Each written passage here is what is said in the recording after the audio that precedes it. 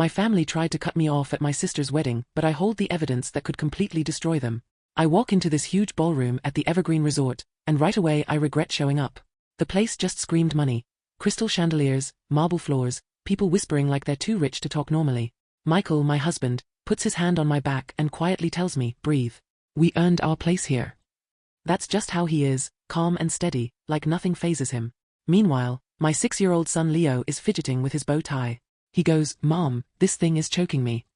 I bend down, fix it, and remind him of our deal. Behave now, pool later. And then, it happened. The crowd shifted, and I saw her. Just from the way she tilted her head when she laughed, I knew instantly. The bride turned, raised her champagne glass, and our eyes met. It was Grace Dart, my sister. I hadn't seen her in 11 years. My hand literally shook holding the glass. When the wedding invite came, the name on it was Daniel Brooks. I didn't even make the connection. I thought she was still going by our family name, Collins. She gasped when she saw me, loud enough that people nearby noticed. My mom's face went pale, then turned bright red. My dad stepped in front of Grace like some kind of shield, just like he always did growing up. Then my mom hissed, "What are you doing here?" Loud enough for people to start staring. And in that moment, I felt like I was 21 again, standing in the rain with a suitcase, completely alone. Michael immediately stepped up, his voice calm but firm. My wife is a guest here. She's the CEO of MedNova. We were personally invited by the groom. The second he said, MedNova, you could see the doctors and surgeons around us perk up. That name carried weight. I started hearing whispers around us, people putting things together. Someone actually turned to her date and said, "That's Amber Collins, the CEO." And just like that, I was pulled back into a memory. Standing in the rain years ago, my dad's words ringing in my ears, "If you're too ungrateful to help at the clinic, then don't come back." Then the door slammed in my face. That was the last time I lived under their roof. But now I wasn't that scared, broke girl anymore. I was standing there in a Valentino dress, the CEO of a company I built from scratch. I refused to disappear, no matter how much they wanted me to. Then the groom, Dr. Daniel Brooks, walked over, looking between me and Grace. He clearly picked up on the tension. He asked my parents, "Wait, you know the CEO of MedNova?" Then he turned to me, and his face lit up. "We've actually been trying to partner with your company for months. Your patient monitoring system is changing post-surgery care." Grace tried to smile, but it looked more like a grimace. My mom and dad exchanged a panicked look, like the whole wedding was about to unravel. I could have done it right there. I could have told Daniel everything. How they stole my tuition money, told everyone I was some college dropout, and handed everything to Grace. 11 years of lies. And for once, I had all the power. But instead, I just looked at her and said, "Hello, Grace. Congratulations." And you'd think I'd screamed it, because she flinched like I'd just slapped her in front of everyone. Michael put his hand on my back again, like he was asking without words, "Do you want to stay, or should we leave?" Before I could answer, Leo looked up at me and asked in his small voice, "Mom, is that lady in the white dress your friend?" Daniel, the groom, was watching closely now. His eyes flicked between me and Grace. You could hear the shift in his tone when he said her name, Grace. There was confusion there, and maybe the start of suspicion. Then he looked at her and started, "I thought you said your sister was," but he didn't even finish the sentence. The words just hung in the air heavy. Grace's eyes darted between him and our parents, panic written all over her face. For once in my life, I saw her actually struggling for words. Now, most people would have done the smart thing. Slip out quietly, let her have her perfect wedding day, avoid the scene. And for a second, I considered it. But honestly, sometimes what we call regret is just fear in disguise. And I stopped living afraid a long time ago. Daniel, trying to smooth things over, suddenly grinned and pulled Grace closer. "And this is my wife, Grace. Stanford graduate, brilliant manager of her family's clinic back in Vermont." I stood just a few feet away, champagne glass untouched, watching her play the part. She smiled, nodded, and tilted her head slightly. Something she always did as a kid whenever she was about to bend the truth. "Sure enough," she launched into it, "the Collins Clinic has been serving our community for over 30 years, she said, her voice perfectly balanced between pride and humility. The pearl earrings she wore caught the light, but to me, it was just another mask. Grace kept talking, going on about how they specialize in family medicine with some geriatric care. Meanwhile, Michael touched my elbow, and I realized a conversation was happening right next to us. This elegant older woman in a silver pantsuit was staring at my name badge. Her eyes went wide. "MedNova. You're Amber Collins, right? Your presentation at last month's medical summit was brilliant. That monitoring system you developed is already changing post-surgical recovery in 3 states. I smiled. "Actually, we just finalized implementation with Northwestern's hospital network." Across the room, I could hear Grace fumbling through an answer about platelet therapy trends. One of the doctors questioning her raised his brow and said, "I thought Stanford's program moved away from that approach about 3 years ago?" Grace gave this nervous laugh that was way too high-pitched. "Well, you know how academics are. Some professors hold on to old methodologies longer than others." "But I saw it." Daniel's face shifted just slightly, tight around the eyes, and he pulled his arm back from her waist. He noticed. And then I heard it, Amber. My dad. 11 years older, grayer, but still with that same commanding tone he used when he'd bark orders at me after school while Grace got to stay home and practice piano. He stepped right between me and everyone else and hissed, "You need to leave. You're ruining Grace's day." Michael tensed beside me, ready to step in, but I put my hand on his arm to steady him. I kept my voice low but firm. "I was invited by Daniel. Maybe you should explain why that bothers you so much." My dad's face flushed red. The expensive suit didn't change the fact that he was just a small-town doctor whose authority stopped the second he left his clinic. "Don't play innocent," he snapped. "You show up here flaunting whatever company you claim to run. Mednova is hardly acclaimed." That's when Michael stepped forward. And trust me, when a Harvard-trained surgeon straightens his spine and gets serious, people notice. One of the guests nearby suddenly piped up, "The medical technology conference in Boston last month featured your daughter as the keynote speaker. Her monitoring system is already in 27 hospitals nationwide." That caught people's attention immediately. Another guest turned, recognizing the company name. Across the room, I saw my mom hovering near Grace, basically trying to herd Daniel's colleagues away from me like some panicked bird. Too late. People were already connecting the dots. And then Leo tugged at my hand. "Mom, can I have some cake now? You promised." "In a minute, sweetheart." But of course, Leo kept talking. He looked over at Grace and asked in his loud little voice, "Is that lady your sister? Does she go to Stanford like you did?" I swear, my dad's face drained of all color in that moment. Before he could say anything, Leo added, "You showed me your old college pictures. The red buildings were pretty." Grace had drifted closer by then, Daniel right beside her. Her face froze at Leo's words. Daniel turned to me. "Stanford? You went there too, Amber?" "Class of 2014, I answered simply. That's when one of Daniel's colleagues, a well-known cardiologist, chimed in. "You didn't mention your wife's sister was Amber Collins. Her predictive algorithms for post-surgical complications are revolutionary. Northwestern has reduced readmission rates by 22% using her systems." And just like that, the weight of 11 years of lies seemed to land right on Grace's shoulders. For a second, I flashed back to college, sitting in my dorm, staring at a bank statement that made no sense. My college fund drained, the money transferred somewhere I didn't recognize. That same week, Grace sent me pictures from Cancun, on a spring break trip I never understood how our family could afford. But I shook it off. This wasn't the time to get lost in old memories. From across the ballroom, I saw Daniel pull Grace aside. Their whispers turned heated, and his expression shifted, from confusion to disbelief to something colder. Finally, his voice carried across the room, "You told me you graduated from Stanford.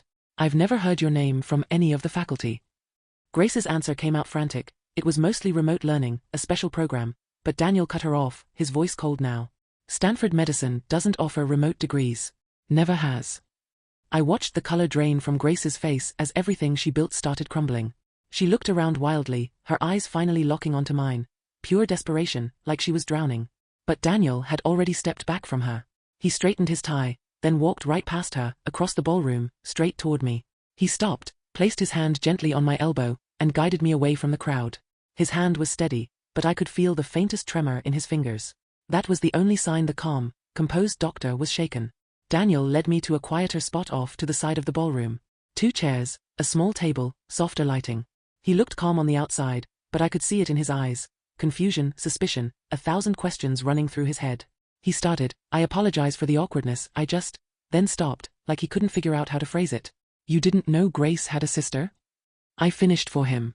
His eyes widened. "She mentioned you once, but she said you dropped out after a semester, that you couldn't handle the pressure, and then you just disappeared." That stung, but I didn't flinch. "I graduated summa cum laude," I said, "while working 3 jobs. 3 jobs?" he repeated, frowning. "Yep. Mornings at a coffee shop, evenings on hospital reception, weekends at a call center. No family support. I put myself through school part-time." I could see him processing that, reassessing everything he thought he knew. "Stanford?" he asked, since that's where he went. I shook my head. "Community college first, then state university. I couldn't afford Stanford after I found out my college fund had been reallocated." To Grace's education, he said flatly. I just nodded. Memories of sleeping on couches, showering at the Y, eating ramen for weeks. It all hit me in a wave. But I stayed focused. That's where I met Michael, I said. Back when he was still a resident. He noticed the diagrams I was doodling in the margins of my textbooks, and we started talking about fixing flaws in hospital workflows. Within months, we had the prototype that became MedNova's first product. Daniel leaned forward. Grace told me you just worked some office job. I couldn't help but smile a little. We started MedNova in our apartment 7 years ago. Last quarter, revenue was just under $400 million. Across the room, I noticed my parents hovering around Grace like guard dogs, whispering urgently. I leaned toward Daniel. They're going to try to separate us soon. Right on cue, Michael walked up, phone in hand like he was casually scrolling, but I knew he was recording. Just in case. Everything all right here? He asked, scanning me like the surgeon he is. Just catching up, I said, feeling grateful for him in that moment. He knows me as I really am, not as my family's twisted version. Then my mom swept in, fake smile plastered on her face. Daniel, there's someone from Boston General dying to meet you. She looked right through me, like I wasn't even there. Daniel didn't move. In a moment, Margaret, Amber and I are having an important conversation. Her smile froze. Then she turned to the nearest group of guests and said loudly, always the attention seeker, our Amber. She's been jealous of her sister's accomplishments since they were kids. The words hung in the air like smoke, and people shifted uncomfortably. I just sat there, back straight, face calm. Michael's hand rested steady on my shoulder. Later, when I finally stepped into the bathroom, I wasn't even surprised to find Grace already in front of the mirror, mascara wand shaking in her hand. Our eyes met in the reflection. Why are you doing this to me? She demanded, her voice cracking. I washed my hands slowly and asked, doing what exactly? Ruining my wedding. Making Daniel question everything. Tears streak down her carefully done makeup. I'm not doing anything, I say quietly. I'm just existing. Grace slams her mascara wand onto the counter. You were supposed to stay gone. For the first time I see it, not just anger but fear. The fear of everything crumbling. They told everyone you dropped out, she blurts out, almost like a confession. That you couldn't handle real responsibility. That you were. And yet here I am, I cut in, handling a lot more than you think. When I walk out of the bathroom, I've got myself together again. I go back to Michael, and he takes my hand like it's the most natural thing in the world. Grace shows up a few minutes later with fresh makeup, but I can see it in her eyes, something's broken. And it doesn't take long before other people notice too. Guests start drifting over, not out of pity, but real curiosity. A neurosurgeon talks with Michael about patient monitoring. A hospital admin even hands me her card, saying, your post-op system reduced our complication rates by 30%. We'd love to expand it. Daniel's right there too, asking smart questions about MedNova's work. His new wife lingers nearby, but she looks lost. And then my dad walks over, chest puffed like he's about to start a fight. Daniel, he says loudly, this is Grace's wedding. Let's focus on her accomplishments. The whole room goes silent. Everyone looks at him, then at Grace, whose smile is stretched so thin it looks painful. Nobody says a word. They don't have to. The silence says it all. I set down my half-empty champagne and glance at my watch. We've been here long enough. Across the room, Michael catches my eye while he's trying to wrap up a conversation with a surgeon. He gives me a small nod. Same page as always. Are we leaving now? Leo asks, tugging my hand, hope shining in his eyes. Swimming pool time? Yes, buddy, I smile. Just one last thing. I pull a small cream envelope from my clutch. Inside is a MedNova stock certificate. Not a fortune, but enough to send a message. I'm not who I used to be. Michael joins us, his hand resting gently on my back. Ready? He asks. Almost. I spot Daniel by the bar. He looks calm on the outside, but I can tell, the doubt has started creeping in. Grace is working the room, smiling, talking, but every time a medical topic comes up, she stiffens. She changes the subject fast. I walk over. We're heading out, I tell him, handing him the envelope. Congrats again. He takes it with a warm smile. Thanks for coming. Especially, considering. His eyes flick toward my parents. I'm glad I came, I reply. Closing this chapter mattered more than I thought it would. Daniel leans closer and lowers his voice. I'd like to visit MedNova sometime. Professionally. Our eyes meet, and I know he gets it. Maybe not all of it, but enough. I give him my card. Across the room, Grace is watching us, her smile cracking at the edges. Then, as if on cue, my mom drifts closer, putting on her perfect fake voice. Amber was always so driven, she tells a guest. Of course, she had advantages we couldn't give Grace. The audacity almost makes me laugh. What advantages were those, Mrs. Collins? Michael asks politely. The 3 jobs she worked while putting herself through night school? Or crashing on friends' couches after you took her tuition money?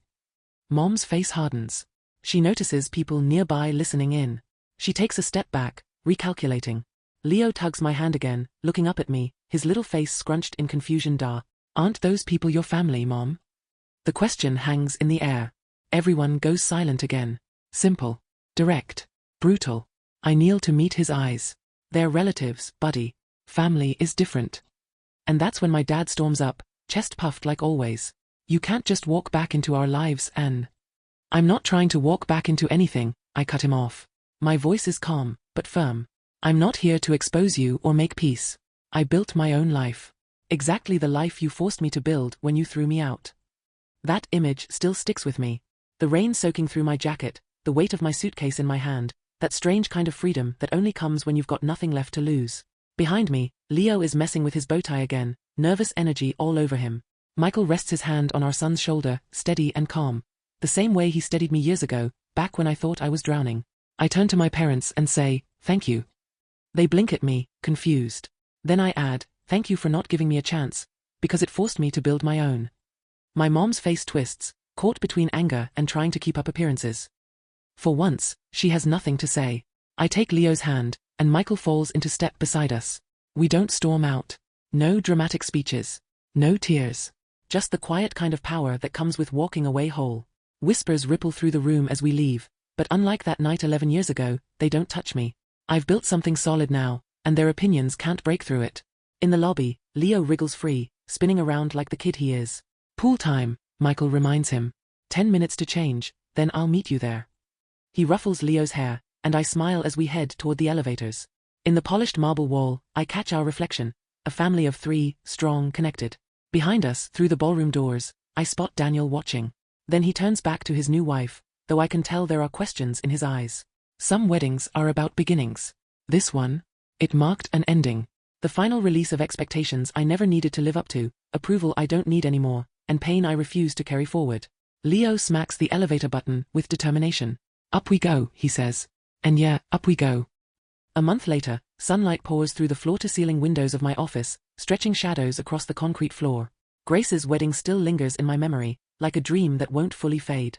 I'm reviewing a partnership proposal from Boston Memorial, an 8-figure contract. Mednova's monitoring system cut post-surgery complications by 37% in their trial run. Numbers don't lie. My assistant buzzes me. Dr. Daniel Brooks is here to see you. My pen stills. I haven't spoken to him since that night. Send him in, I say. He walks in looking worn down. Shoulders slumped, dark circles under his eyes. His suit is wrinkled, like he hasn't slept properly in weeks. Thanks for seeing me without an appointment, he mutters, awkwardly standing until I gesture for him to sit. Coffee. I offer. He shakes his head. I can't stay long. I wait. Sometimes silence makes people spill more. Finally, he blurts it out. I talked to a lawyer about annulment. Everything Grace told me was a lie. She never went to Stanford. She never managed your parents' clinic. She's just the receptionist. I'm not surprised. The lies were always there, waiting for someone to call them out. I'm sorry to hear that, I tell him, and I mean it. He runs a hand through his hair, looking broken.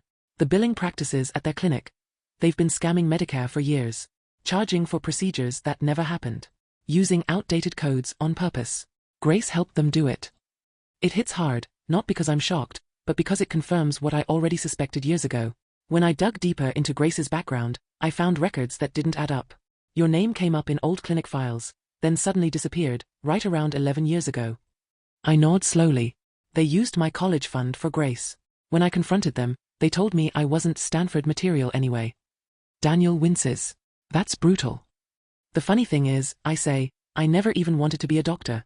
I wanted to make medical systems better, more efficient, more accurate. He glances around my office. And you did. Mednova is changing patient care across the country. A heavy silence stretches between us, but it's honest. Finally, he says, the clinic's under investigation now. I submitted everything I found. They've been doing this for almost 15 years. Since right around the time you left for college. My phone buzzes, it's Michael. Picking up Leo early. Zoo day. Join us? Warmth spreads through me. This is my real family now. I look back at Daniel. What will you do? He straightens a little. File for annulment. Cooperate with investigators. Start over. He hesitated before saying it. I came to apologize for accidentally reconnecting you with your past. And to ask, are you going to get involved in the investigation? The question just hung there. Heavy. Dangerous. I knew I could ruin them completely if I wanted to. One phone call from the CEO of MedNova to the Medicare fraud investigators would speed everything up. No, I finally said. I built my life separate from theirs. I plan to keep it that way. Relief washed over his face. Thank you for seeing me. After Daniel left, I stood by the window, staring down at the traffic 40 floors below. My phone buzzed, another voicemail from Grace. The third this week. Later, while I was getting ready to take Leo to the zoo, Michael called. You sound tired, he said. Daniel Brooks came to see me. The family clinic is under investigation for Medicare fraud. He paused. Are you okay? Yes. And weirdly enough, it was true. Are you going to get involved? I watched a red-tailed hawk circle above the skyscrapers, gliding like it had no worries in the world. I was thinking about what you said last week, that my success is already their biggest punishment. I still believe that, Michael said. But it's your choice. That's when my computer chimed. An email popped up from an attorney with the Medicare fraud investigation. They wanted information about my time at Collins Family Practice. Attached were documents asking for my testimony. They want me to testify, I told Michael. What will you do? I stared at the screen. Part of me wanted to just delete the email, ignore it, let the chips fall where they may. But another part of me remembered the patients, the ones who trusted them, the elderly folks whose Medicare benefits were stolen. I'll send them what I have, I finally said. Let the truth do the rest. I hit forward on the email, attached everything, and sat back in my chair. For the first time in years, I didn't feel like I was running from my past. I was facing it head-on. Grace can leave all the voicemails she wants. Daniel can pretend he didn't know. My parents can hide behind their titles. None of it matters now. Because this time, their secrets won't be buried under my silence.